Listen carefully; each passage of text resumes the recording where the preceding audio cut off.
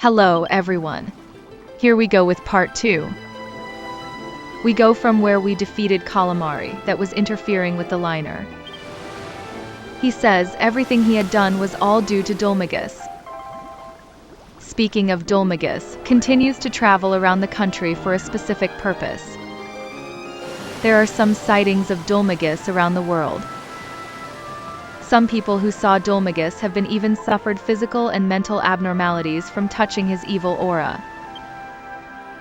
By the way, Jessica and the protagonists introduce themselves to each other. Jessica thanks the protagonists for helping her track down Dulmagus.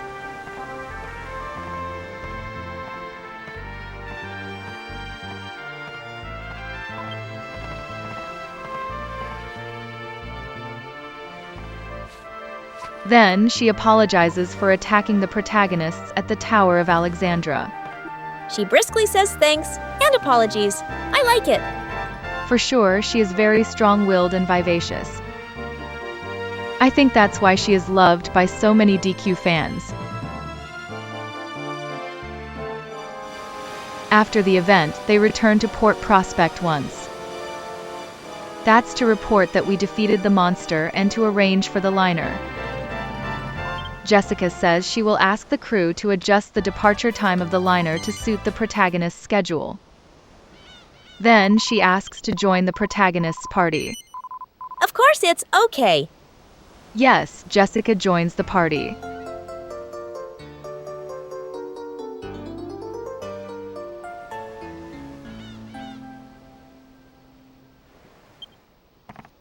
Then they board a liner and continue their journey in pursuit of Dulmagus. Please don't forget about Trode and Medea.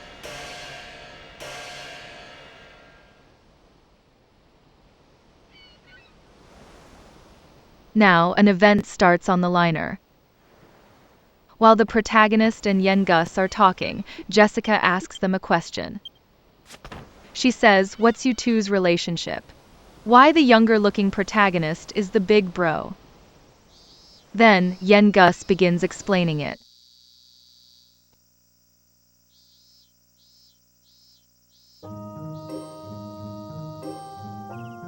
Yengus says he tried to quit being a bandit, but no one treated him as a decent person. Probably everyone thought he was a bad guy because of the way he looked. As a result, he probably couldn't get decent jobs and ran out of money. Then he decided to go back to being a bandit and attacked the protagonist he just met. But he messed up like this.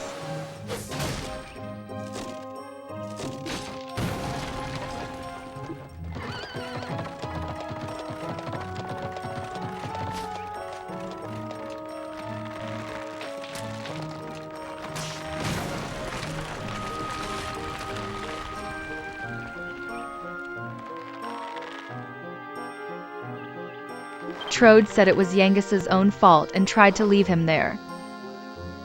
However, the protagonist, he saved the life of Yengus, who even attacked him.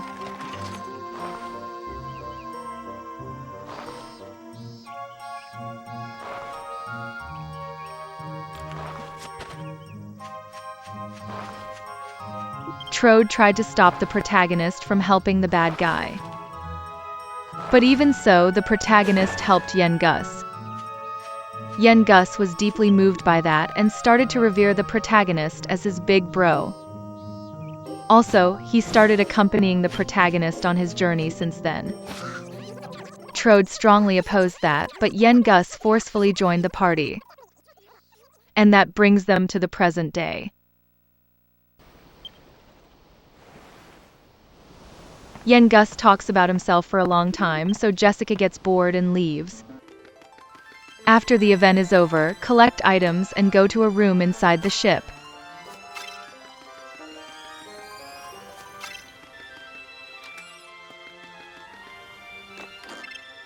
Talk to Trode sitting here.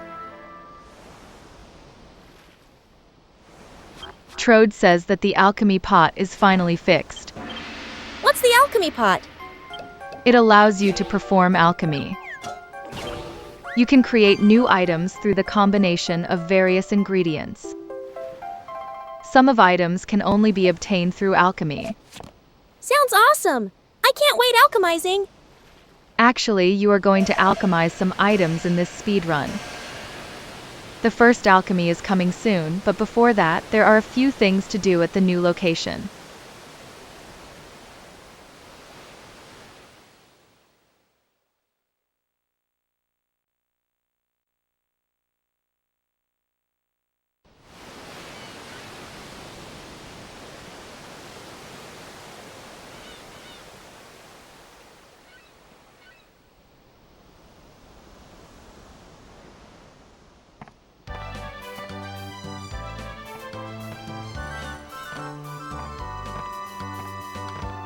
This is the new location, Peregrine Quay. Arrived here, first prepare equipment and items.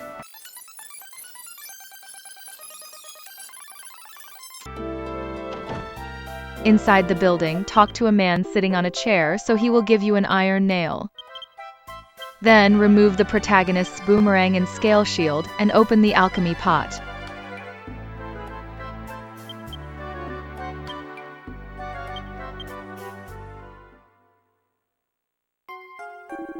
Then, put the boomerang and iron nail into the pot.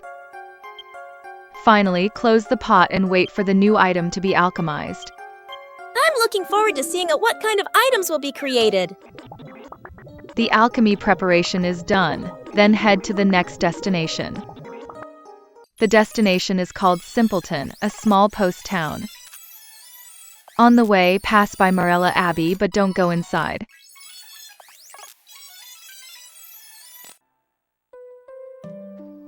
This is Simpleton, kind of a place where people gather as in an amusement facility rather than a town.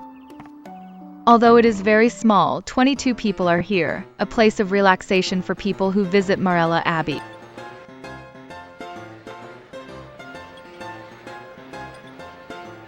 Yukari-san, someone who seems to be a key character, has appeared. He is Angelo, one of the main characters, joins the party later on.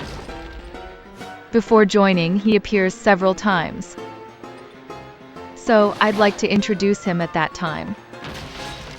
Instead, I'll introduce this bar. This is the biggest scale bar in the world of DQ8 and is equipped with a transport lift to carry food.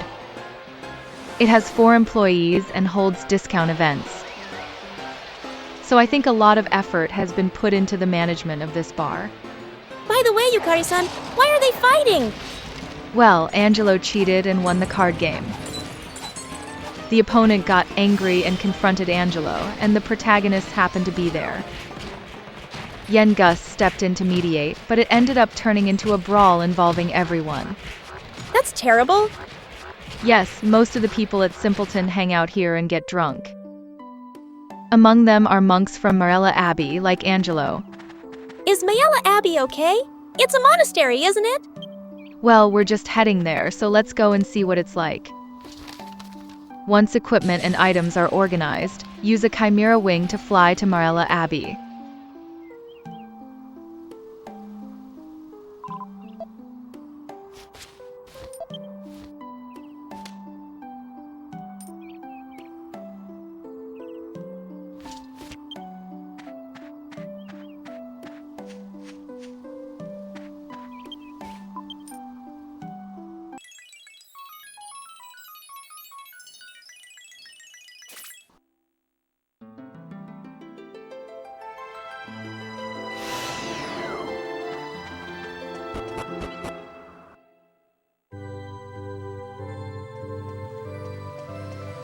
This is Marella Abbey, the birthplace of the Templar Knights, a security force with a long history and tradition of protecting religious ceremonies. It is called one of the 3 great sacred places in the world of DQ8. In the past, it was a place of salvation for pilgrims, but now it sells expensive indulgences to the rich and noble. In addition, it actively seeks donations and focuses on making money.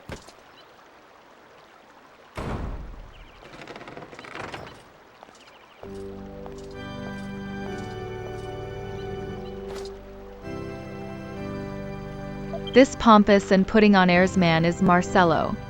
He is the leader of the Templar Knights. He appears frequently in the latter half of the story, so I will introduce him then. Regularly, outsiders are only allowed to enter the abbey up to the front of the dormitory.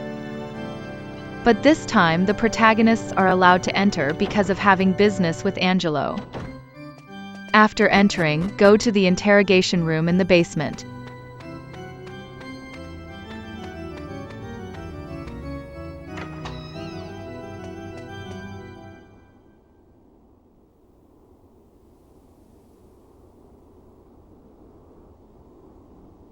In the room, Marcello reprimands Angelo about the commotion at Simpleton. Angelo seems to be a troublemaker who has committed various problem behaviors. But let's put that aside and proceed the story.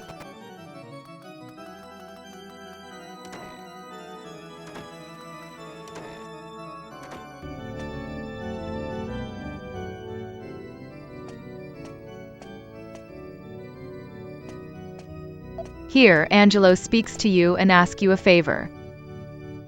Jessica tries to return the ring to Angelo, but he ignores her and asks the protagonist for a favor. Then, the protagonist decides to accept Angelo's request, and the party heads to the former abbey. In this speedrun, along the way, raise Jessica's level by 1 and then defeat a boss at the former abbey. Now, I'd like to fast forward to the boss battle.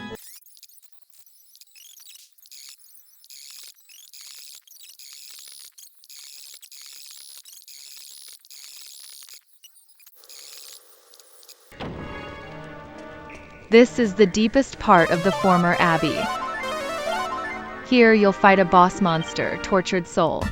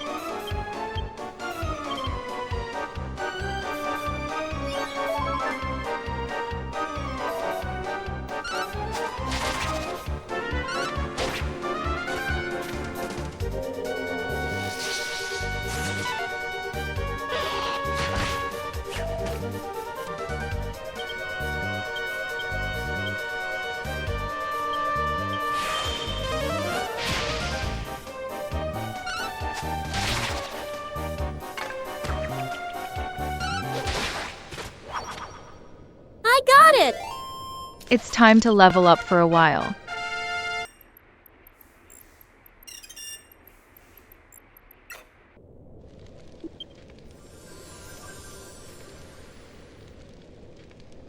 When the tortured soul ascends to heaven, enter Abbot Francisco's room through a secret passage.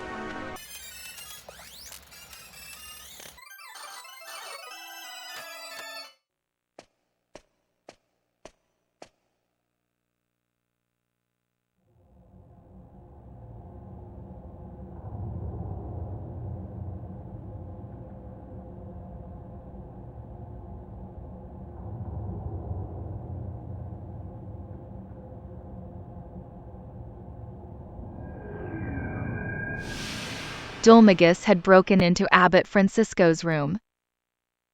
When he noticed the protagonists, he disappeared somewhere.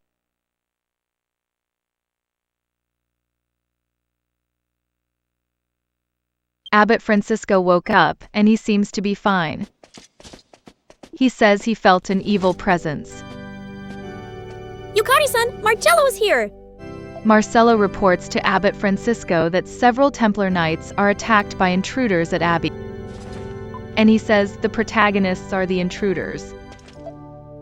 Abbot Francisco denies that, but Marcello says he wants to interview the protagonists for the investigation. Abbot Francisco permits that, and the protagonists end up being interrogated by Marcello.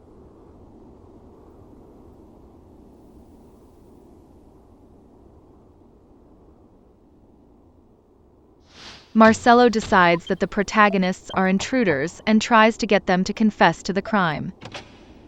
Of course, the protagonists strongly deny that. Angelo enters the room. It seems he was called by Marcello.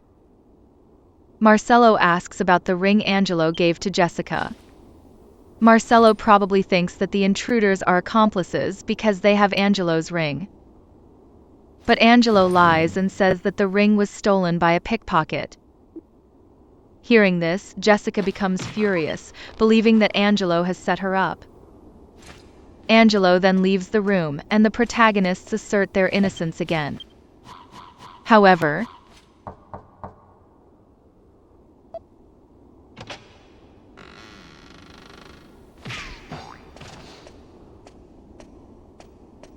being revealed that they are Troad's allies in the form of monsters, the protagonists are imprisoned.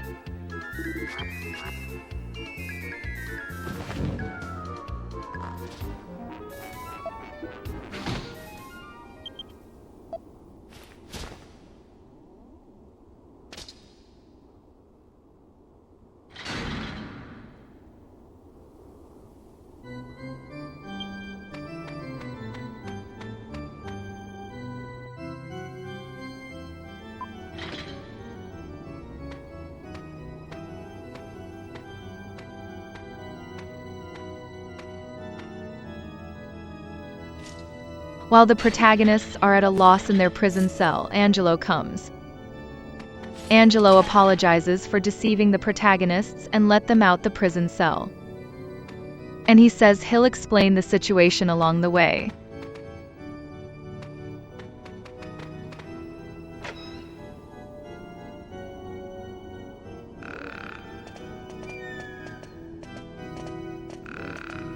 Angelo puts sleeping pills in a lookout's meal to put him to sleep. It's kinda extreme to drugs. The coworker with sleeping pills. Yeah, that's a bit too much. Anyway, Troad confronts Angelo why he deceived the protagonists. Angelo doesn't answer that clearly, then throws Troad into an Iron Maiden. Troad's gonna die! Calm down and see how things go. Troad didn't die, and there is a hidden escape route under the Iron Maiden. So, let's escape through the route.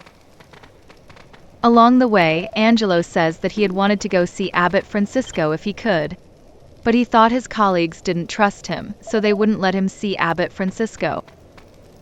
As a result, he asked the protagonists to check on Abbot Francisco instead. I understand his situation and accept his apology, but... Yeah, I know. Actually, Angelo is a troublemaker, and it's all his fault that his co-workers don't trust him. Yes, that's what I wanted to say. But it's true that Angelo is really concerned about Abbot Francisco, so let's forget about that points. By the way, after going through the escape route, you'll get to a stable by the river. Then, use a chimera wing to fly to Marella Abbey.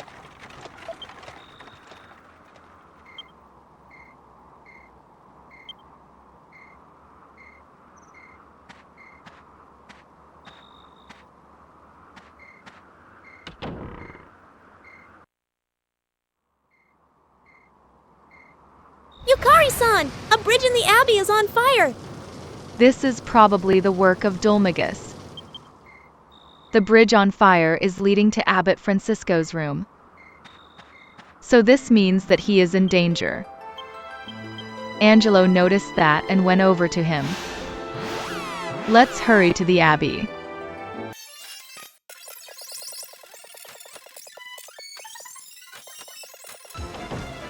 When you reach the bridge, head to Abbot Francisco's room.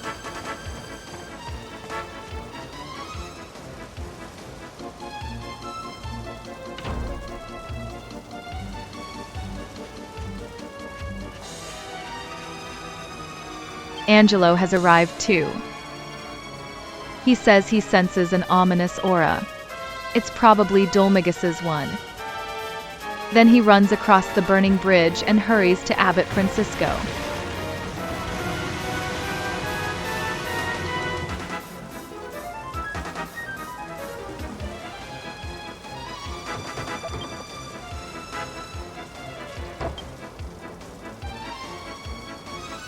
He tries to open the door to Abbot's room, but it won't open. He asks the protagonists for help.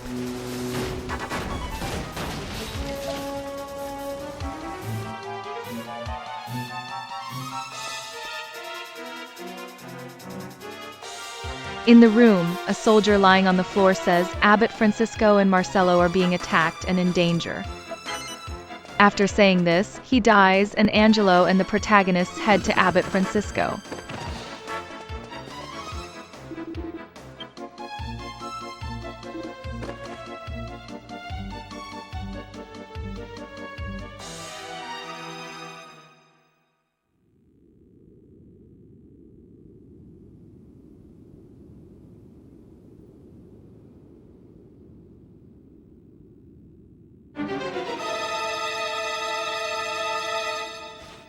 Dolmagus has broken into the abbot's bedroom. He's defeated several Templar knights and also defeats Marcello with a single blow. He defeated Jessica's older brother Alistair, also with a single blow, so he must be quite strong. Angelo rushes to Marcello, but he too is blown away by Dolmagus.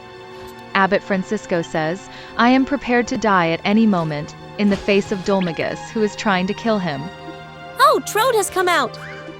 Trode yells at Dolmagus, restore me and the princess to our original states. But Dolmagus ignores that and gets ready for attack. Then,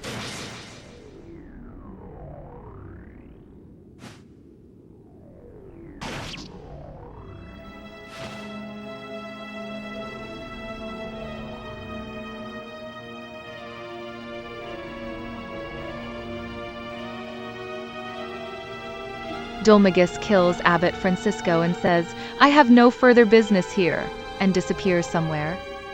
Yukari-san, do I have to defeat such a strong man? Yes, you do, and you can do that. To do that, let's thoroughly prepare from now. Okay, I'll do my best!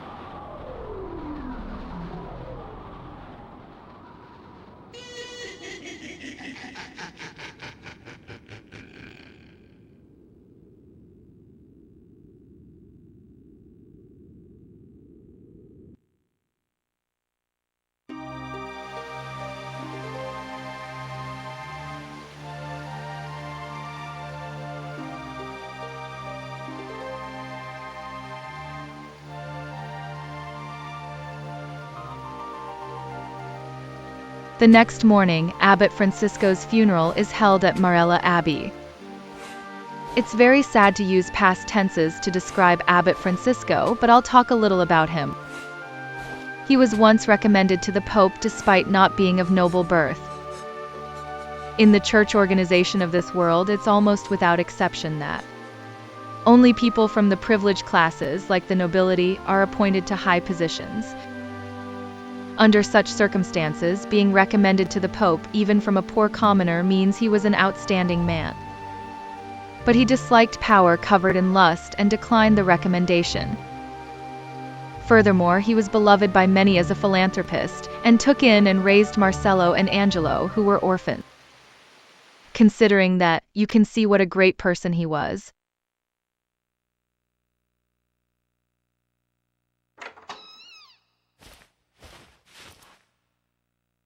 Abbot Francisco's funeral was over, and another night has passed.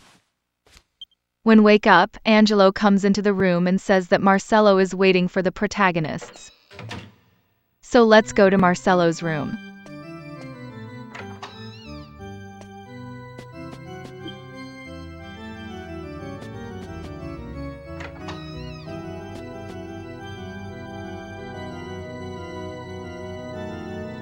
Marcello says he's heard about the situation from Trode and wants to apologize as the new head of the abbey.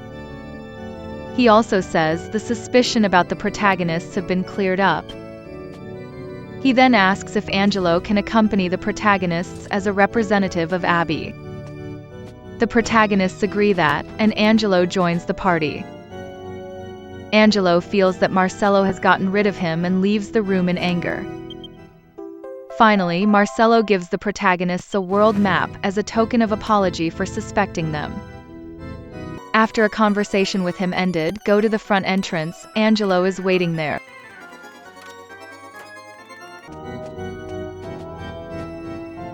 Now, finally Angelo joins the party. Now, all protagonists have gathered! That's right. Now a full-scale adventure begins. By the way, Yukari-san, Angelo was trying to seduce Jessica.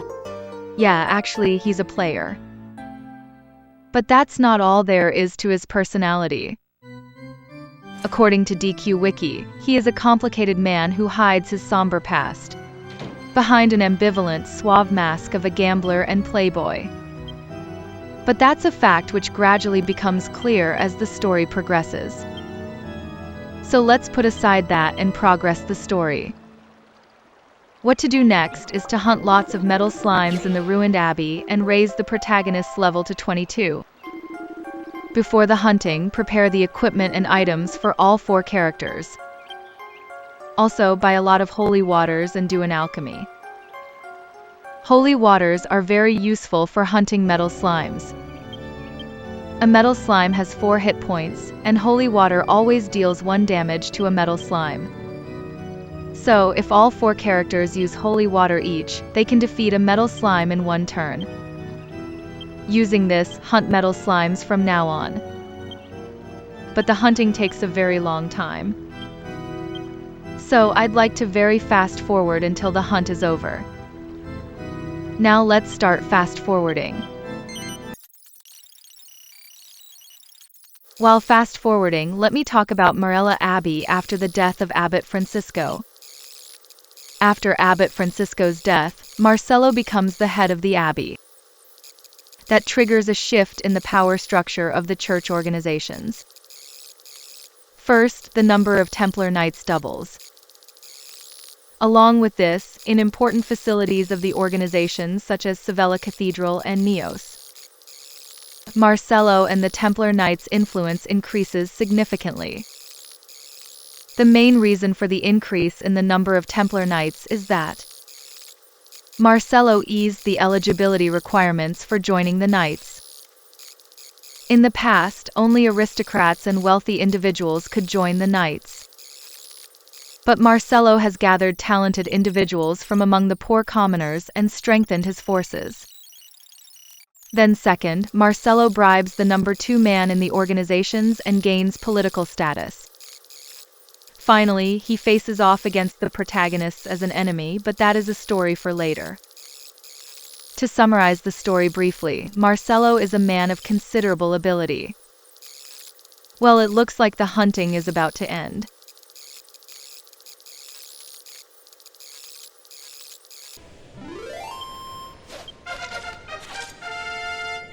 The protagonist has reached level 22, so cast evac and go outside.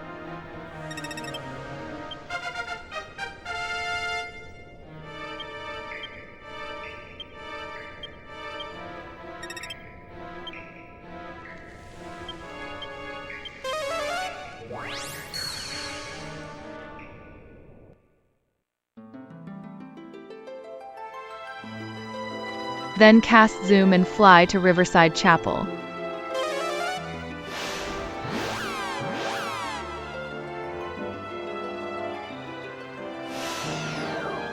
And then walk to Ascantha.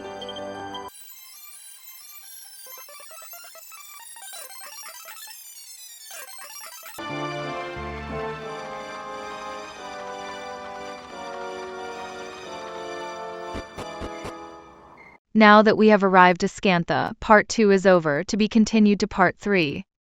Thank you for watching.